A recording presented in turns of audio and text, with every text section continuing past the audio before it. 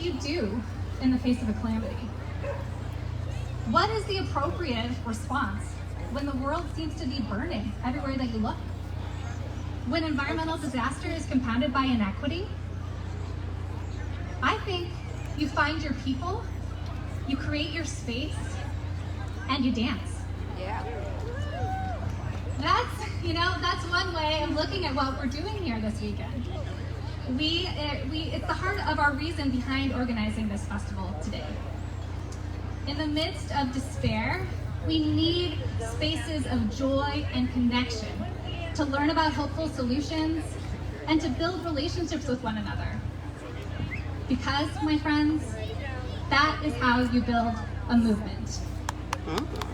While we are dancing this weekend, enjoying the beer garden, reconnecting with old friends, love every moment, and never forget, we are here to create change in ourselves and in each other. During the pandemic, we often heard the phrase, we're all in this together, right? So let's really be in it together. The theme of this year's festival is we are interconnected. So look to the person on your left, and then look to the person on your right. Nobody. You are in this movement together. Whether this is your first time here at the festival or your 30th, you are all welcome. And by being here, you are all part of the sustainability movement, hoping to make this earth a better place for our kids and ourselves, because the crisis is already here. The festival is a space of possibility and a time for us to envision the future we want to create. Woo! That's right. We are here to change the story that we're collectively telling about what kind of future we want to have. This is our time to dream, to celebrate each other, and then to act. Do we have the courage to make the change we want to see? I hope the answer is yes for each of you. And I know that some of the people that you'll see on this stage today are here because they are saying yes every day. I have so much gratitude for this space to be here together with you. And I have a few specific thank yous to make myself. Of course, I want to thank our top sponsors who make this festival possible: Subaru, Airly, Missouri American Water, Midwest Dairy, the City of St. Louis, and Metro Transit. Thank you. And a big thank you to Earth Day 365 board members who are in the audience. Please stand, raise your hand, make yourself seen. Yeah. You do so much for the organization, and thank you for your leadership in the sustainability movement. I also want to recognize everyone who served on a committee for the Sustainability Awards. You put in hard work to create a transparent and fair process, and I am so grateful to you. Yeah, let's clap for them. Thank you. They worked hard.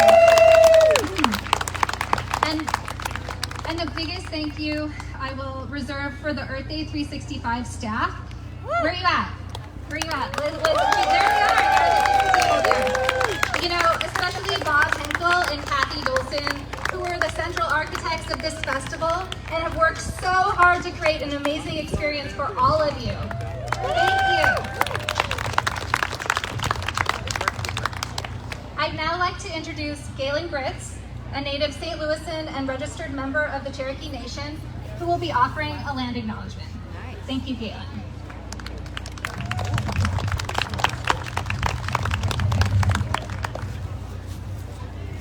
OCL, Dakwadoa, Galen Gritz, Chalasi, Sadelawai, Tegega, St. Louis, Wado.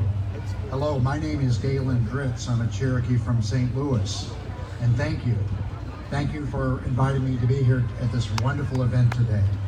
My Cherokee pedigree is that I am a member of the Wolf Clan, and the Cherokees have 7 clans. The other 6 clans are the Longhair, Blue, Wild Potato, Deer, Bird, and Paint. There was an 8th clan at one time, the Bear Clan, but Bear did not like being human, so he went back to being an animal. The dominant culture's 4 directions are good for mapping property lines, defining ownership, tracking capital investments, and encouraging extraction of resources. My people, the Cherokee, have 7 cardinal directions. Besides the north, south, east, and west, we also have up, down, and here. Anytime you walk a trail, you are looking at the path for stones and roots to avoid tripping over, so you're not seeing the birds and the trees above you. And where you were 5 minutes ago is not where you are now. So the 7 cardinal directions are a much more powerful and useful way to experience the world. The Cherokee 7 cardinal directions helps me to realize, much to my surprise and chagrin, I am now an elder. That's because of the designation here. I can easily see myself at age 16 or 27. You can just ask my wife, who's out in the audience. But that's not what you see when you consider me for the first time. Most of my walk is now behind me. All my life I have been looking for justice and looking for the truth that leads us to justice in the story of the United States. Land acknowledgement is the understanding of how we came to live on the land where we do. It acknowledges the reality of ownership. Native Americans never willingly ceded their land or their ownership of the land to the U.S. or the Europeans. Like the Ukrainians, we were faced by unwanted invaders intent on taking our homes. We did not keep them out. The Gateway Arch is a monument to the invaders' successful military operation against us. I would like to recognize the Osage, or the Osage, and the Missouri, tribes whose land we now occupy. The state is named after the Missouri, and the last Missouri tribal member died in 1985. The Osage were the predominant tribe in what is now Missouri by the time the Spanish, French, and the Americans arrived. In addition, there were other tribes here in Missouri in historical times were the Oto, the Sauk and Fox, the Iowa, the Kansas, the Illini, the Kickapoo, Peoria, Shawnee, Delaware, Sioux, Pianconshaw, and the Cherokee. Now, some were in parts of this state when the Osage were here, and some traveled across the state on their Trail of Tears as they were escaping the encroachment from the ever-growing presence of the whites and their superior weaponry. I'm mindful of these people as they continue a sacred relationship with the land we now occupy, and I recognize and appreciate their integral contribution to the cultural heritage of this state and to our nation's history. Archaeology tells us that Native societies existed in what is now Missouri for as long as 12,000 to 14,000 years. We lived in relationship with the land. We did not see it as a commodity to be exploited. Thank you for your concern for the home we all now share. Thank you. Thank you so much, Galen. And it now gives me great pleasure to introduce someone who is an activist, a nurse, a pastor, a mother, and our Congresswoman in Missouri's 1st Congressional District. We are so thrilled to have her here today. In Cori Bush's first term in Washington, she introduced bills addressing environmental justice monitoring and data mapping, and has pressured the EPA to clean up Coldwater Creek. And you may have caught her on Stephen Colbert a few weeks ago. You know you've made it then, right? Where she was brilliant, of course. And so it is my distinct honor to introduce you today to Representative Cori Bush.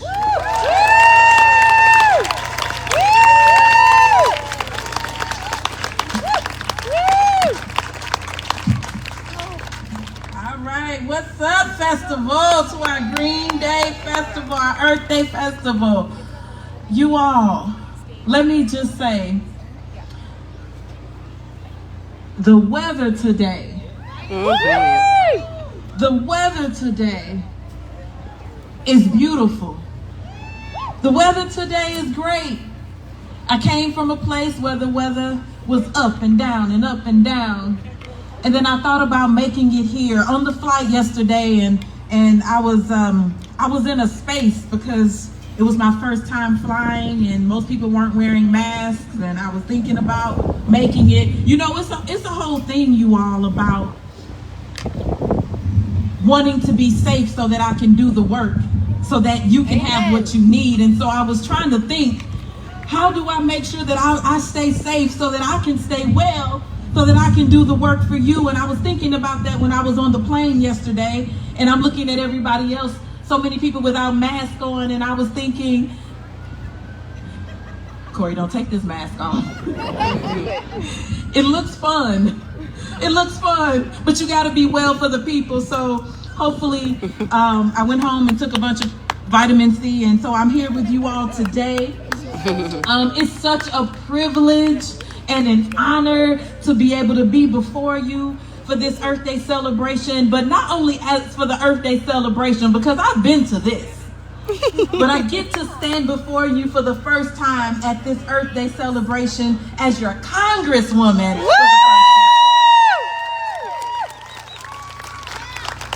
You know, this celebration is a moment to reflect on the beauty of our community, because let's be real, we have beauty in our community, in our St. Louis environment, but it is also a great reminder of how much work we have to do to protect St. Louis by taking on the fossil fuel industry and by minimizing the devastating harm of the climate crisis. And we do that by calling it a crisis.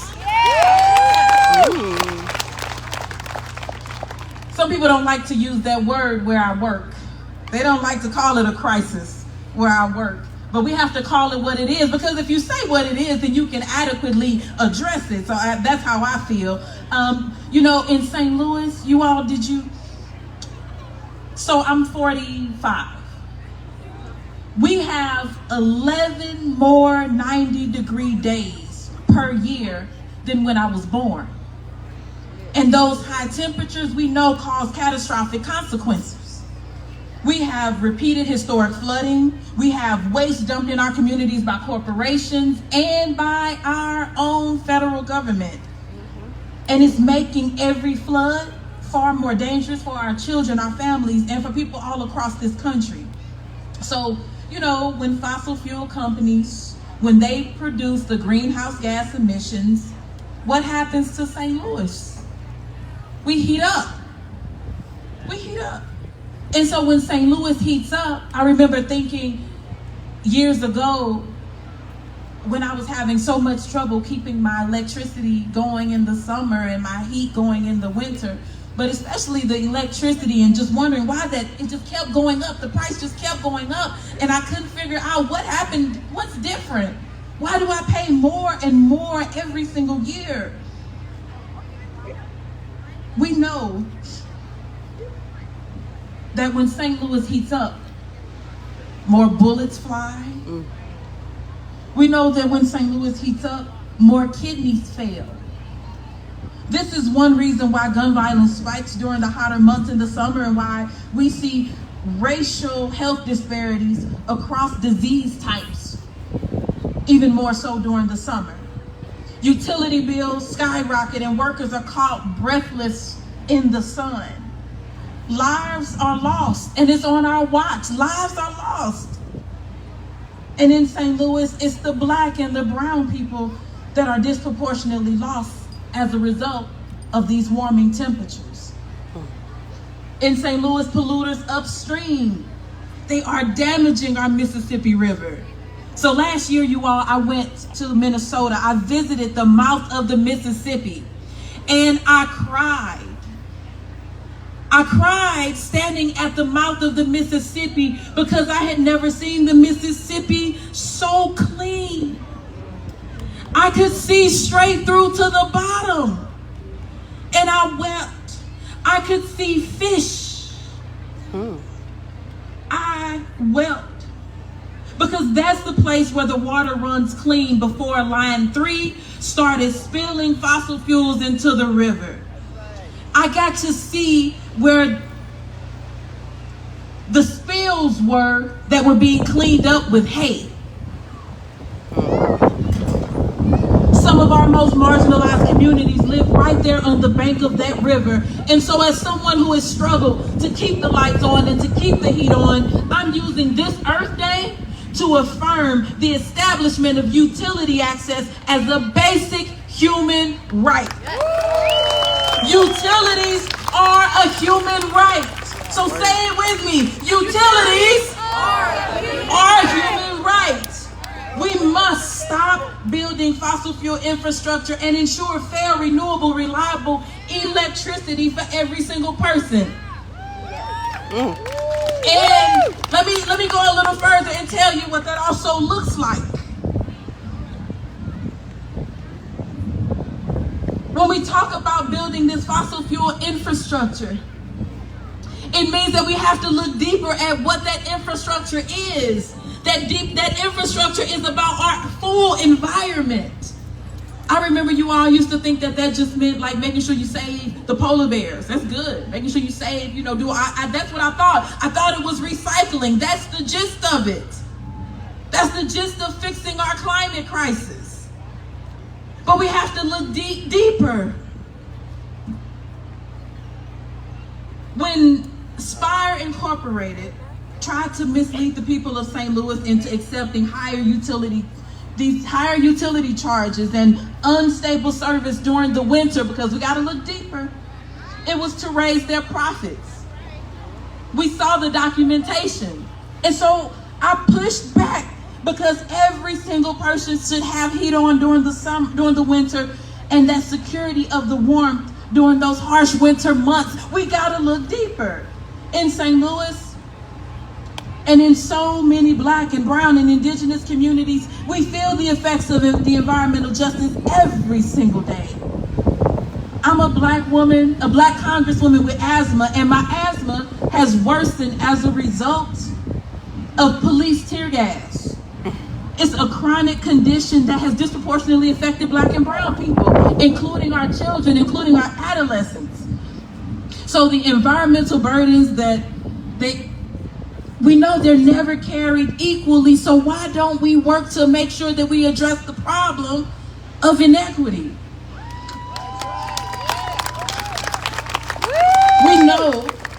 We saw the environmental racism report. Black children are hospitalized with asthma at 10 times the rate of white children. And exposure to deadly fossil fuel pollution is a big contributing factor. Our walls are more often lined with lead paint. Is it because we show up and say, give me the one with the lead paint? Our utility costs skyrocket because our houses are in need of urgent improvements and we can't get the loan to fix it. Our neighborhoods are flooded with water from radioactive creeks and from climate-fueled disasters. And I remember being told one day when I lived in North County and I went to a seminar, and what I was told was, if you live here and if your basement flooded over the summer, you most likely have radioactive waste in your home. So, since coming to Congress last year, I authored and introduced 4 environmental bills, submitted and passed through the House several amendments. So we're just not saying that we're doing the work, we're passing some stuff.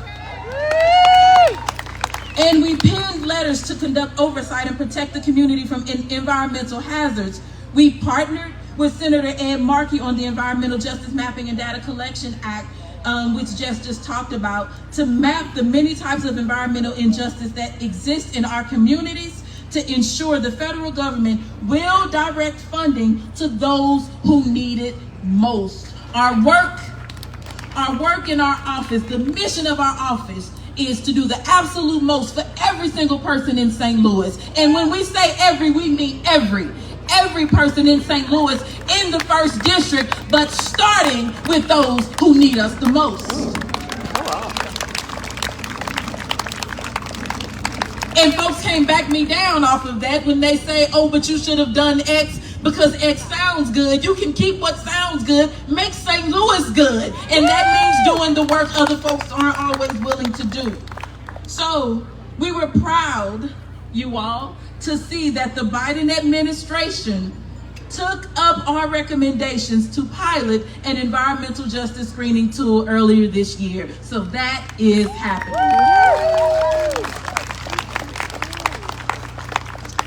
We wrote and introduced the Green New Deal for Cities Act with Congresswoman Alexandria Ocasio-Cortez. Absolutely. To fund a Green New Deal and environmental projects in every city, every town, every county, every state, every tribe, and every territory, but it starts in St. Louis. We introduced the Energy Security and Independence Act with Senator Bernie Sanders and Representative Jason Crow to end corporate greed, reduce utility prices. Hold on.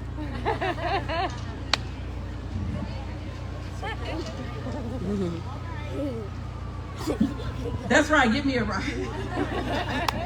So to reduce the utility prices and transportation costs for families and address the climate crisis with investments in new renewable energy. And let me back up a little bit. So folks said, Cori, I cannot believe that you voted against Russian oil, the Russian oil ban. You voted against the Russian oil ban. Oh my goodness, Cori, I cannot believe you did that. Why would you do that? You don't love the people. Well, my work is not to do the thing that sounds good. Yeah. You look deeper. Woo!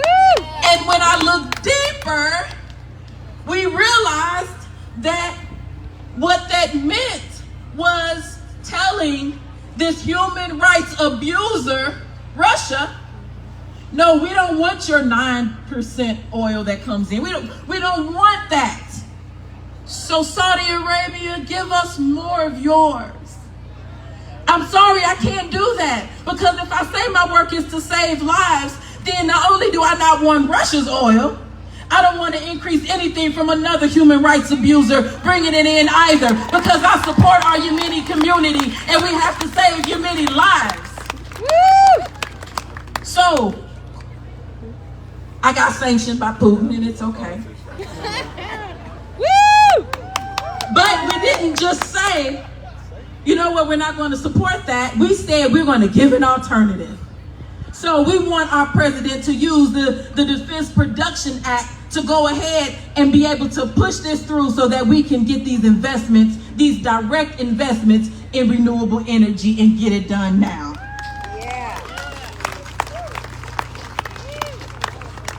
As we work to advance the Green New Deal back in DC, we are building a body of legislation and federal action that centers racial, social, economic, and environmental justice in every single thing we do. You all, this climate crisis is getting worse every single day. But know this, we're doing everything in our power to save lives, and that includes publicly opposing all fossil fuel infrastructure. Because inaction and maintaining the status quo, you all, that would actually be radical. That's the radical thing. Our survival is not radical. Black children going to school and being able to breathe is not radical. Saving our indigenous communities, that's not radical. Having clean water, that's not radical. A Green New Deal is not radical. And we plan to win this one this decade. Thank you, and just know your Congresswoman loves you.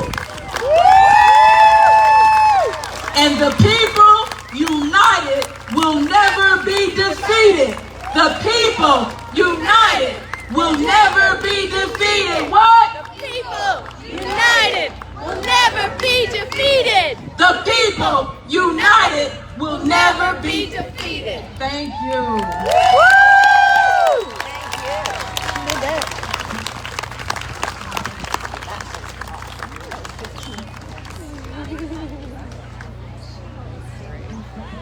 Thank you so much, Congresswoman, for that inspiring speech that reminds us of the work that you're doing and all the work that we still have to do.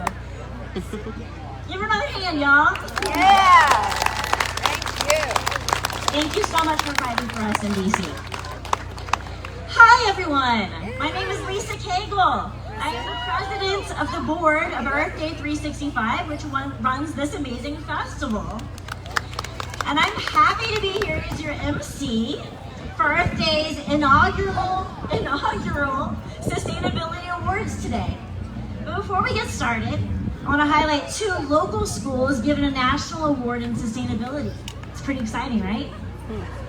So this Earth Day, the U.S. Department of Education announced the 2022 Green Ribbon Schools honorees, including University City School District and Principia School. And they were recognized for their innovative efforts to reduce environmental impact and costs, improve health and wellness, and ensure effective sustainability education. These honorees were nominated by the Missouri Department of Elementary and Secondary Education in partnership with the Missouri Green Schools, which is a joint program of the U.S. Green Building Council, Missouri Gateway Chapter, and the Missouri Environmental Education Association. So we're gonna look at U City first, which is already on stage. Yay, everybody! So the school district at University City was recognized as a national leader in the implementation of the whole school, whole community, whole child model, and is particularly unique in its unflinching belief that student, staff, community, and environmental wellness cannot be achieved without intentional work to recognize and dismantle systems of racial inequity and exclusion. By centering joy and well-being in all district work, University City offers its students everything from wellness lounges to trauma specialists, public art events, to a restorative practices course.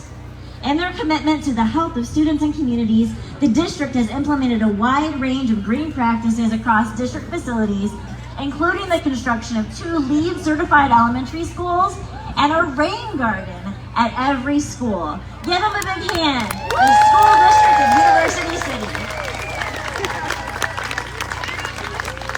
And Just Watson's alma mater, by the way. And next, our second honoree is Principia School. So a highlight of Principia's green journey is their work with the United Nations Sustainable Development Goals, or SDGs as they're referred to. They present students and opportunities to create solutions to complex issues and provide professional development on SDGs to teachers so they may be incorporated into classroom studies. In 2021, Principia launched its Impact Challenge, an all-ages challenge for students at several local schools to present plans regarding the SDGs to relevant experts. The school also launched student-led affinity groups supporting students of color, LGBTQ+ students, and international students to better integrate all students into the work of the school. So give Principia School a hand for their recognition as a green ribbon school in 2022. Thank you, everybody. All right, and now we're moving on to Earth Day's 5 inaugural Sustainability Awards. A big thanks to InGraphics for making the awards and Urban Buds for the beautiful flowers we'll present today. So we'll start with the Emerging Environmental Leader Award, affectionately known as the EEL Award, chaired by Brandon Verhoff of Caleres. So the Emerging Environmental Leader Award recognizes a leader whose professional or volunteer actions in the past year have inspired and spread awareness for sustainable change in the St. Louis area. So in the last 365 days since our last Earth Day, this individual has sparked positive change as an emerging leader, a young professional. So the committee had a very strong pool of advocate of candidates, and honorable mention goes to Madeline Simanison, sorry about that, a lawyer with Great Rivers Environmental Law. She's been a champion for safe drinking water in St. Louis public schools and charter schools, bringing awareness to lead contamination in our communities through her partnership with Equal Justice Works. Thank you, Madeline, for your work. And the Emerging Environmental Leader Award goes to Rebecca Hankins. Please come to the stage, Rebecca. So as Rebecca's coming to the stage, I want you to know that she exemplifies being an emerging environmental leader by inspiring action, promoting collaboration, and spreading awareness for sustainability change in the St. Louis area. This is Rebecca. Rebecca hosted the first ever environmental justice and horticulture conference at Merrimack Community College while earning her horticultural degree there. She built a framework for a new position at Forestry Relief of Missouri and increased program participation in the underserved minority communities as a partnership manager. She has further demonstrated her leadership this year by being awarded a $200,000 grant for tree planting initiatives that directly support these communities. Thank you so much for your advocacy and your work, Rebecca.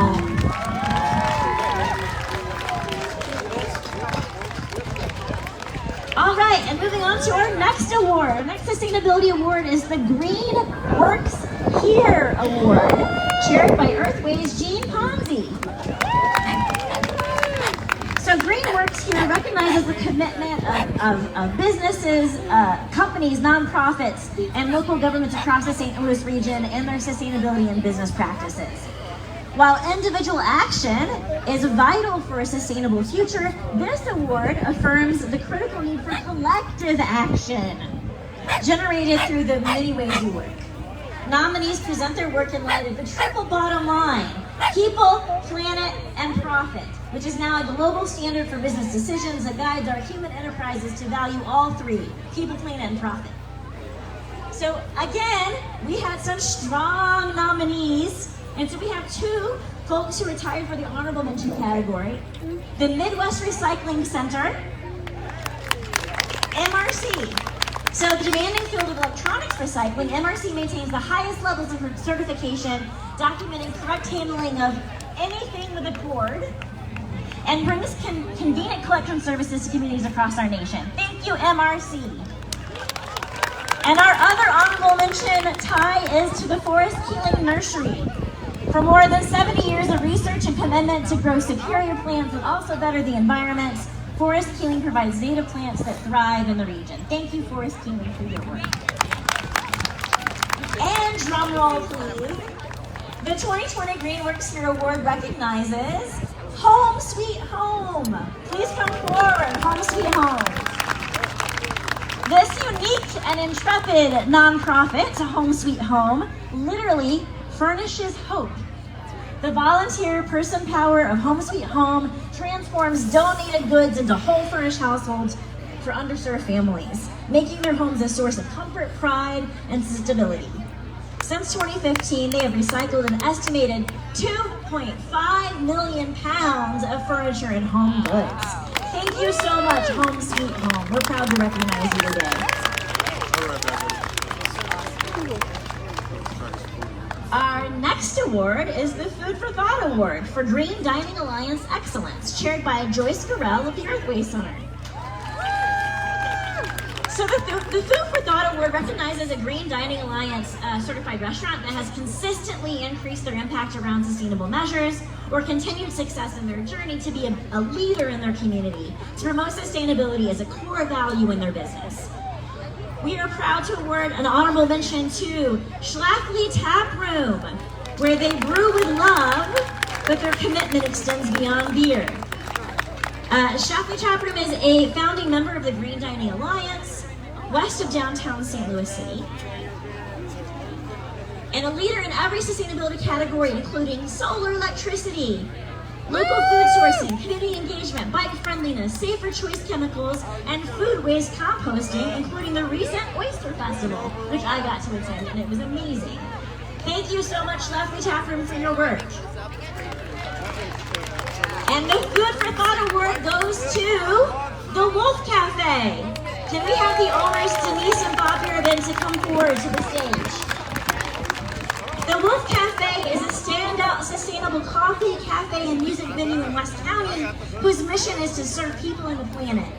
The owners, Denise and Bob, who are making their way to the stage now, have invested much of their time and money into being sustainable from the beginning of the Wolf's inception, including a big commitment to scoring high marks on their Green Dining Alliance certification audit since 2013, with such actions as diverting more than 95% of food waste from area landfills, purchasing from sustainable ethical farms, sourcing produce seasonally, and being a positive community role member. Thank you so much to the Wolf Cafe.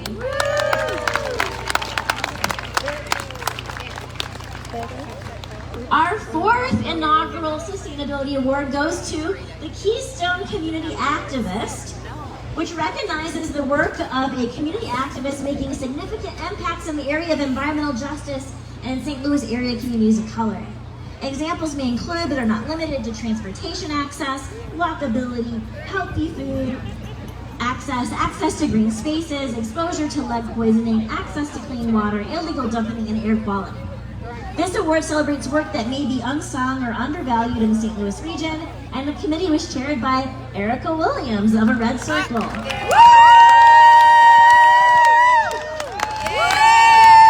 Another strong list of nominees this year. An honorable mention goes to Leah Lee Burnett. Leah has one goal: to grow food and grow people. Leah's passion for community was evident in the beginning. She's a trained master gardener, and in addition to growing food for community members in West Side, St. Louis City, and the West End, she has developed healing spaces for Black women and children to thrive in nature. Leah is well deserving of this recognition. The Keystone Committee received nominations for a large number of talented folks, and it was a very tough decision. So in 2022, we are awarding the Keystone Community Activist Award to Carlotta Lewis. Please come get your award, Carlotta. Carlotta Lewis retired last year after a 24-year career with the Missouri State Parks, focused on making green spaces accessible to communities of color, including thousands of St. Louis area youth. In her outreach and programming responsibilities for Missouri State Parks, Carlotta created signature programs and continually enhanced opportunities for everyone to experience and appreciate our parks. Through multiple partnerships throughout the state and region, Carlotta demonstrated her passion for people to enjoy their parks while learning. Thank you so much, Carlotta, for your long history of work. We really appreciate your work. And then up to present the Hellbender Award for Lifetime Achievement for Environmental Stability, in lieu of Dan Jay, who is the committee chair for this, is Jess Watson, our fearless executive director. Thank you. And thank you so much, Lisa, for doing such a great job as the MC. So, the Hellbender Award celebrates an individual over their lifetime who has been a driving force in the environmental movement in St. Louis.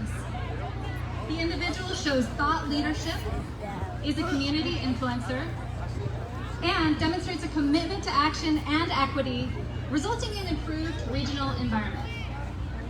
The award is named after a local endangered salamander that inspired important collaboration and is a great success story after wild salamander populations actually increased.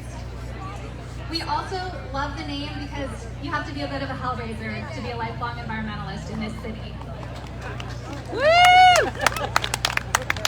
So, first of all, honorable mention goes to Emily Andrews, Executive Director of the Gateway Chapter of the U.S. Green Building Council, who among many other important initiatives in her long time at the USGBC, she championed recent landmark changes such as the Building Energy Performance Standards and the new Building Energy Exchange, which have the potential for major impact on climate change emissions and put us in a great place nationally as well. And then our drum roll, please, because I am very pleased to say that the inaugural Hellbender Award goes to someone who is always learning, growing, and pushing the envelope of sustainability. someone who knows how to bring stakeholders together to inspire action, someone who is a champion and the encourager-in-chief of the local environmental movement, and a woman who seems to be a mentor to a whole generation of environmentalists in St. Louis, myself included. And yet, yes, she is a bit of a hellraiser when she needs to be. The one, the only, Green Jean Ponzi, who happens to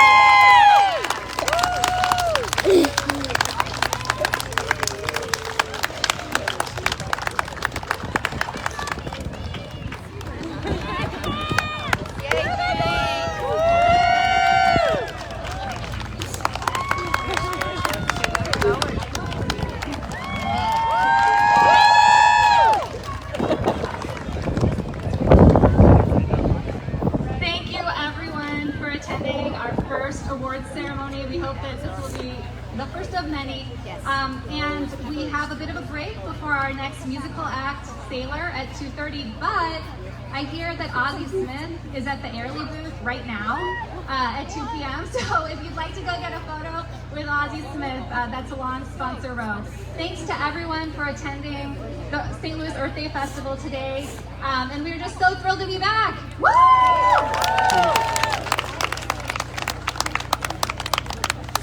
Again to all of our awardees and to Congresswoman Bush for being here, and for you all for being here today too. Have a great day.